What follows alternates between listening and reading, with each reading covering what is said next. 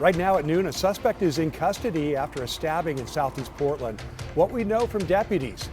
Today is Juneteenth, and coming up, we take a look at some of the events happening this weekend honoring the holiday. Plus, go USA! U.S. men's national team kicking off in Seattle as we speak. What to expect as the team faces off against an eager Australia squad.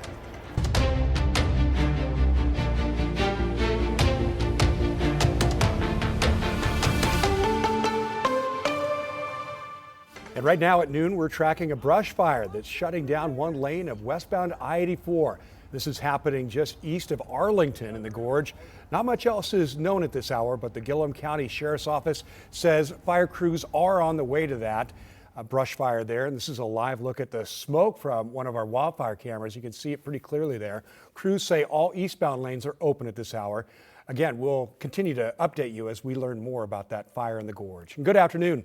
Thanks for joining us. I'm Tim Gordon. We want to head right over to Corey Johnson, who's now tracking fire weather watches in southern Oregon for possible dry lightning. Corey, what are you seeing? That's exactly right, Tim. We do have a few watches and warnings in place, including a red flag warning that's inclusive of the eastern Gorge as well as central Oregon. We are keeping an eye on that, and that goes into effect at 4 o'clock on our Saturday, and it lasts through the evening. And that's really because we have strong wind potential, dry air, low humidity, and you mix all that together and it makes it easy for a fire to start. So we're definitely monitoring that as we get into the weekend. And then Portland under a different sort of advisory, an extreme heat watch that goes into effect at 11 in the morning, and then that will last until Tuesday at night. So it's similar to what we saw earlier in the week as well. But temperatures right now in the Portland metro area looking pretty good. Near the coast, the same deal, 64 and a bit cloudy out there at this time. Temperatures across the board sitting in the mid to upper 70s, so it's very comfortable. A nice way to kick off our Saturday. And 77 degrees right now in Portland. We are looking to get to a high of almost 90. Many areas going to high out in the upper 80s, including Vancouver. This is our Springs at the Waterfront camera, but we are going to continue to watch the temperatures and those warnings. This is your hour-by-hour temperatures as we get closer to the middle part of the day, but we'll break down your 7-day forecast coming up. All right, thanks, Corey, very much.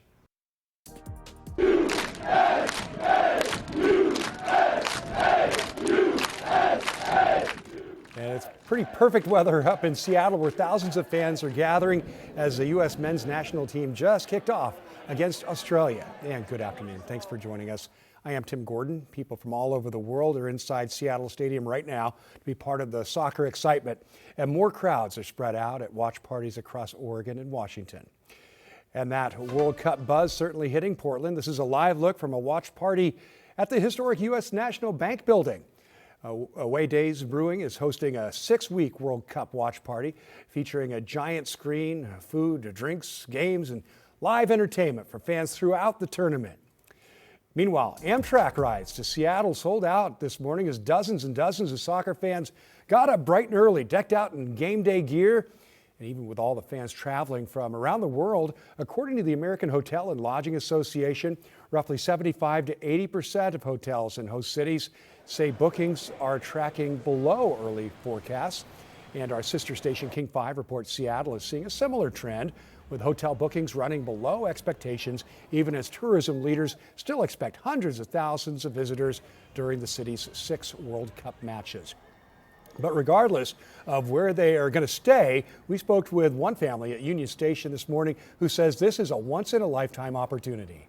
Who knows when's the next time it's going to come back to the U.S. It's going to be in other continents the next couple times. So right here in our backyard, we couldn't miss it.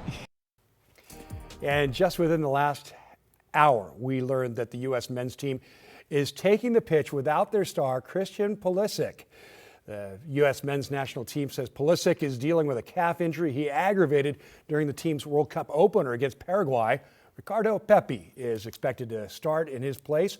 Pulisic had been training away from the main group this week, hoping to get better. The star player has 33 goals in 87 international appearances.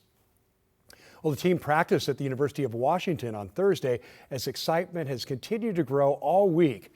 Fans sporting USA and Australia jerseys, they're just flooding the streets in Seattle, the bars and the restaurants too. Ticket prices for this match are definitely the most expensive by far in Seattle. One seat inside will set you back about $2,000. Now, for local soccer fans, this is what they've been waiting for years to see. Former Seattle Sounder and U.S. men's national team captain Casey Keller says it's the kind of stage Seattle was built for.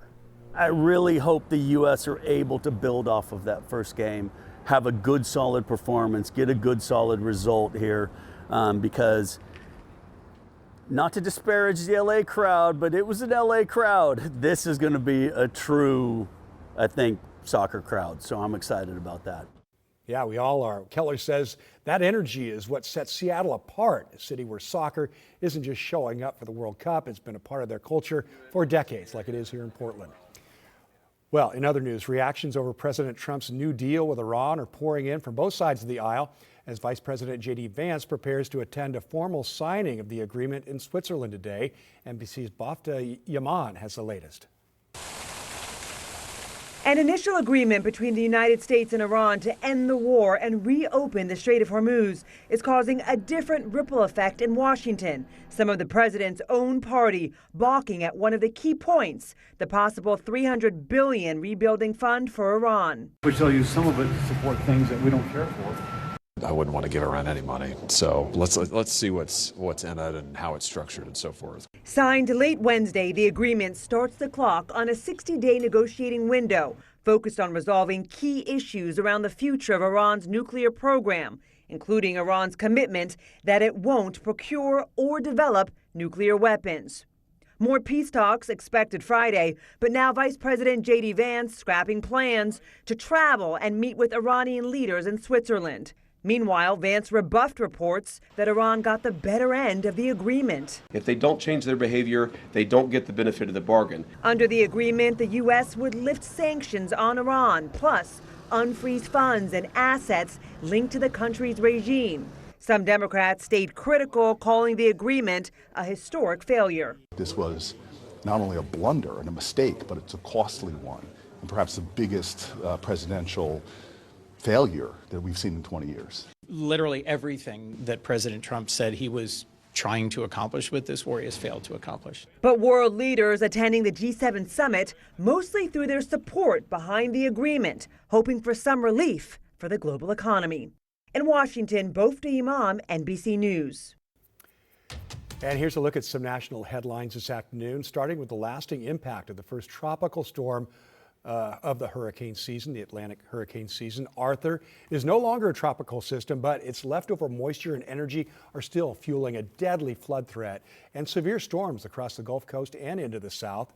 Mississippi Governor Tate Reeves said a road crew employee was killed while working on storm cleanup. Arthur's remnants also produced multiple tornadoes, including one that left a trail of destruction in Avondale, Louisiana. Waymo is pulling almost 4,000 of its robo-taxis off the roads due to safety concerns. The self-driving software in these vehicles was not able to recognize construction zones and ramp closures. Officials say there were several instances in San Francisco and Phoenix where the robo-taxis drove into zones that were closed, posing a potential crash hazard. Elon Musk's supercomputer company xAI is trying to get a lawsuit filed by the NAACP to be thrown out. The civil rights group alleges xAI operated methane gas turbines in South Haven, Mississippi, before an air permit was granted. By doing so, the lawsuit claims the company violated the Clean Air Act. xAI and its subsidiary claim its operation is crucial to the nation's economy. The Justice Department and the governor have both penned letters to the court backing xAI's request to dismiss that lawsuit. Right now at noon, a suspect is in custody as the Multnomah County Sheriff's Office works to figure out what led up to a stabbing in southeast Portland this morning. Deputies say it happened just after 8 o'clock on southeast 174th and Jenny Road. The Sheriff's Office says one person was stabbed, but thankfully only had non-life-threatening injuries. Deputies say they found the suspect in the woods nearby and took him into custody. What is this? He was terrorizing our community for quite some time. Illegals! Lincoln City Police have confirmed the man accused of attacking a fruit stand owner last week was killed by authorities Wednesday. They say 49-year-old Daniel Noonan opened fire on state police and Newport police officers when they went to arrest him, and officers fired back, killing him. The original incident was near Highway 101 and Highway 229, where witnesses say Noonan knocked over the produce stand and yelled racist comments at the operator. A witness says he confronted the suspect and noted that Noonan had a gun at that time. He was being very racist. I mean, on top of it, I've never ever in my life heard anybody talk like that. I stepped up because I thought that was the right thing to do, and I was there at the time and moment. The officers that shot Noonan are now on administrative leave. No one else was injured. And to Salem now, where a grand jury has cleared a police officer who shot and wounded a man last week. The grand jury says Sergeant Jason Donner was justified in shooting Jose Luis Anguiano near a homeless camp off of Portland Road Northeast. He's accused of holding a woman at gunpoint inside a tent. Officers say the suspect pointed what appeared to be a handgun at them before the sergeant fired 3 rounds. The weapon turned out to be an airsoft pistol. Anguiano survived and is now facing domestic violence charges. He's scheduled to be in court later this month.